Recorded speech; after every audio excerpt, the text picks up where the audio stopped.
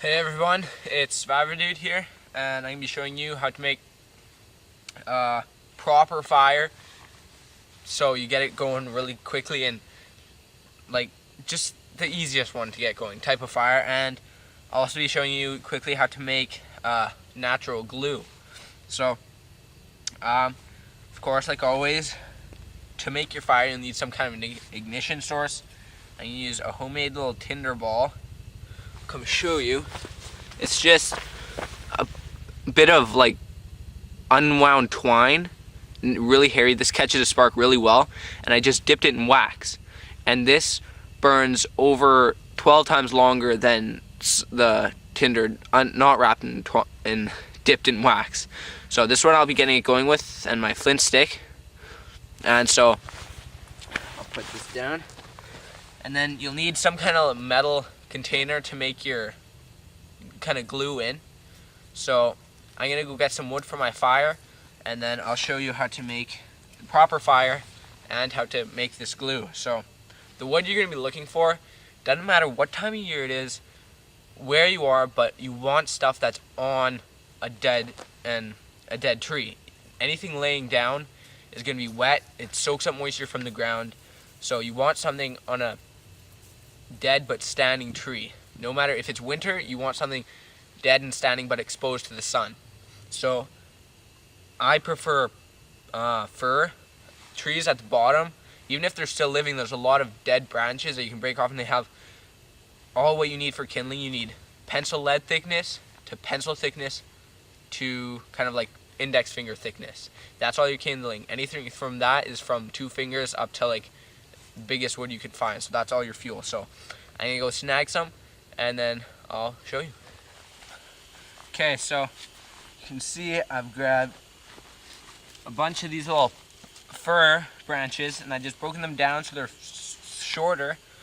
I don't need them all that long, because or else then they'll just be a whole bunch like on the dirt where there's no flame. So that's that.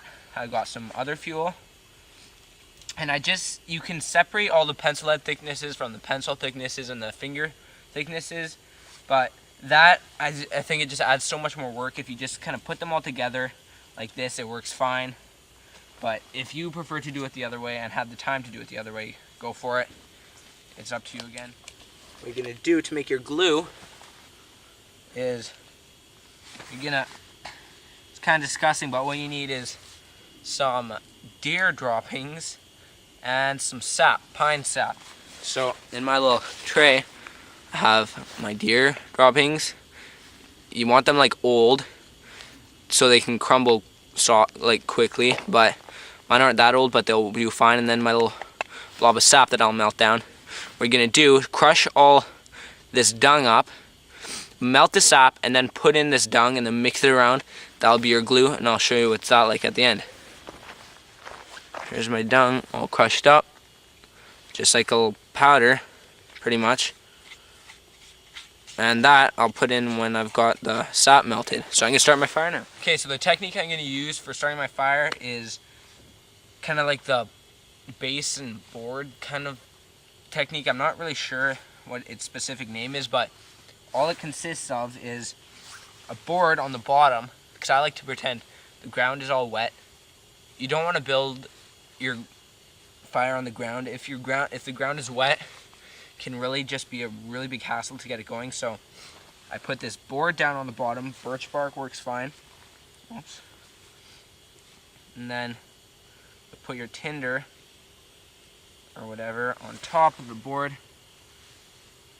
Squish that on there. And then you have the backboard on the back, so it gives it, when you lay down your sticks, there's air for the tinder to start the rest of the kindling on fire. So then if it does start to smoke, all you need to do is lift up the board, the back. That should give it some more air, and then that can start nicely. So start it. Told you I've just got my flint stick that I always keep with my magnesium flint stick just because it's nice. And then I'm going to strike this. And I have been teaching you the wrong way to strike. The best way I told you to go 90 degrees and go. That gives a small, well, that was actually a pretty big spark, but it's not the best way. This will dull your blade a lot, but the way to go is pretty much almost flat with it and then push away, but pull it away quickly. That's much more spark, and it's much easier to start your fire. So if you like this, put on all my kindling, then I'll just kind of go from there, and this is a really great way to start your fire. There, that's going well. That will not go out that quickly. Like I said, it went for 15 minutes, but that'll live very easily. Now you just place all your kindling over top.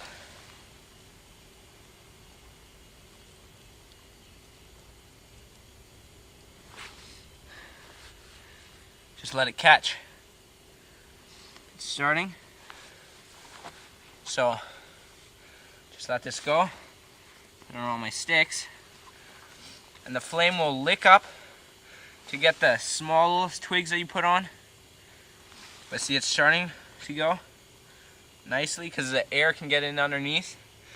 TP method is really kind of finicky.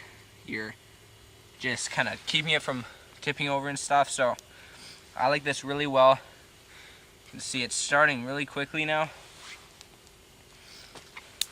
And then if the flame does start going out, lift up the bottom, and then that way you can get in more air. You can start it. So let this get going a bit more. So always have lots of fuel by. This is not what I consider to be a lot of fuel that I have, but it's enough. I'm not going to really be surviving. I'm just showing you how to do this and make your glue. So just keep putting on your fuel. And the great part about this is because you're using all these pieces, they give so much air, and that you can just pile things on to keep it going. So that fire is going pretty well. And add bigger sticks.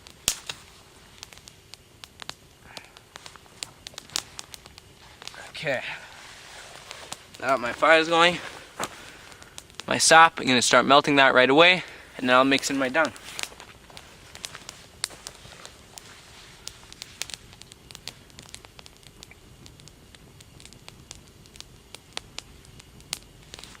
You do want to make sure that it's all melted. That'll make it much easier. So just melting it down.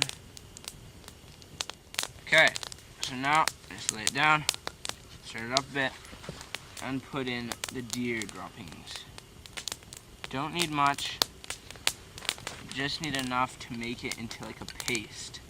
Okay, so you can see it's not the pan that's on fire, but inside there it's kind of black.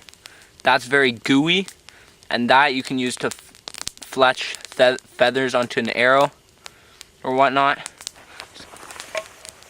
And that you would just use a stick, put on whatever you're gluing, and that's how you make glue in the wild.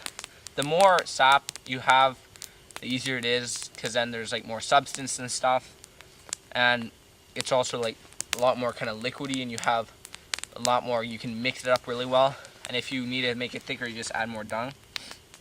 But that is how to make, probably the best way I would say how to make a fire and how to make some glue. So thanks for watching. I'm SurvivorDude. Please subscribe. If you want to comment any other videos for the future, please feel free to do so. And you can make fire in any predicament, any weather situation, as long as you don't give up. Thanks for watching, and I'll see you next time.